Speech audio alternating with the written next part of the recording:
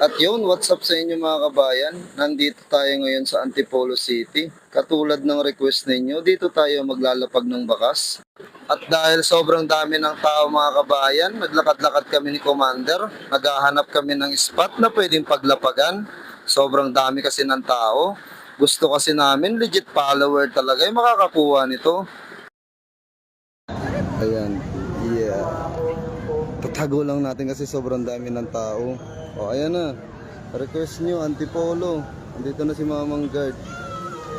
Ayan, o. Kukuhaan ko na. Yan, tago natin. At yun, nailapag na natin. Kaso hindi pa nagtatagal. May follower nang naka-spot. Ayan na, may nakakuha na.